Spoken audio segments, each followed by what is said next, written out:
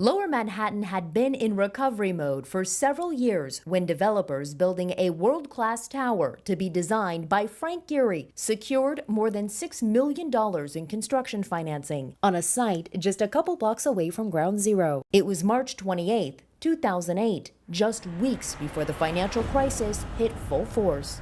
Bear Stearns goes into bankruptcy, gets bought out by JP Morgan. The beginning of the end is occurring. With financing in place, the developers proceeded with construction, but the financial crisis worsened in 2009. We found ourselves with a lot of leverage, 6 skittish lenders. Around 30 floors of the building were already framed out. Is this the little building that could, or is this a catastrophe in the waiting? I had the great benefit of calling Frank Gehry and telling him that we might be truncating the tower, which for him would have been the tallest building, the most important legacy project for Frank in his 80-plus years. A New York City tower with Frank Gehry's signature was an opportunity that the developers were not going to give up on easily. Every time we cross the Brooklyn Bridge and look at this tower, if it stops, it would be something that we will approach with heavy hearts, because in the life of a developer, you only get to do something like this once. You can never replicate this type of opportunity.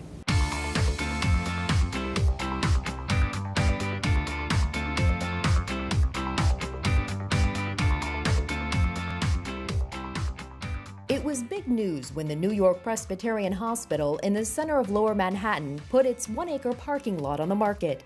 This, I would say, was a long-coveted parking lot for developers in New York City. What was envisioned was a rental apartment building with world-class architecture, an unlikely combination for New York City. I like to say that the bar for developing design-driven rental properties in New York City has historically been quite low. If we could do anything at all with this property, how extraordinary it would be if we could create a building unlike any building that has ever been built in New York. Developers had their eye on Frank Gehry to design it. For Frank, it was also an ideal time where he was also looking to the next barrier, or like the next frontier, really. We set a very high bar for what we tried to do. The hospital liked the idea of having a neighbor that would be architecturally significant, that would leave a mark on the city skyline, that in some ways would become the new picture postcard image for Lower Manhattan post 9/11. The project would be the tallest residential tower in the Western Hemisphere, with 900 rental units, 2 plazas, a public school at the base,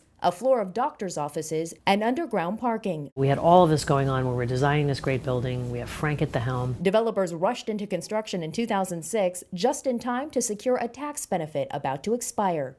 We do this with equity, which in the world of ground-up developers is rule number 1 that you don't break, which is you don't start a building until you have a construction loan. The construction loan was closed 2 years later, in March 2008.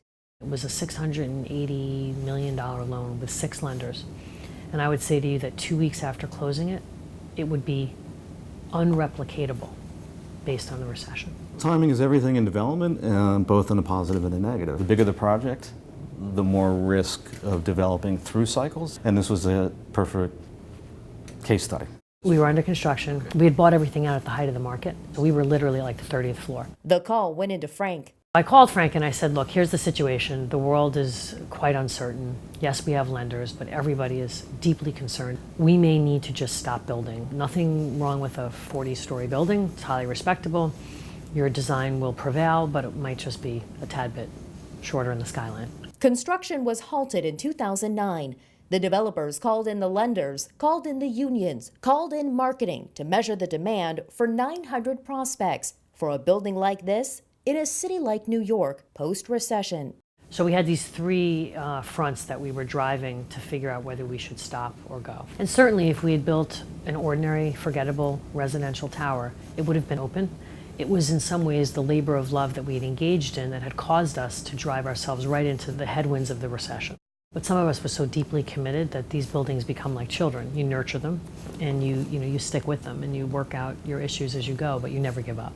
I'll never forget, Frank said, Marianne, if I have to babysit for the children of the people that live in this building, I will do whatever I have to do to see that this building get built. And there was something he could do: give his name. Gehry allowed the developers to use the Gehry name for naming and marketing of the building, and the developers were able to negotiate with the unions on labor.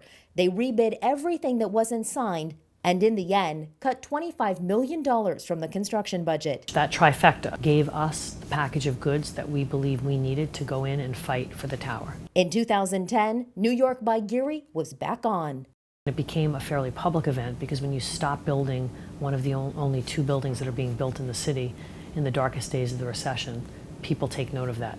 So this kind of played out in the press, which in some ways made it painful, but it allowed the entire city to reconnect with what this building was hoping to be and its aspirations. When marketing began on the tower, some 5,000 images were posted on social media, none of which developers had anything to do with. From the outside, it captivated the city. It captivated the intellectuals, it captivated those that loved architecture, it captivated the man on the street. Revealing what was happening inside became another great moment for us because what we did was we built 900 plus units for people who rent. Here you had an ability to experience Frank Gehry at his best. It's not typical for a person or an office of his stature to come design things besides the exterior, maybe the apartment design, but you'll see Frank's touch down to the detail of a doorknob.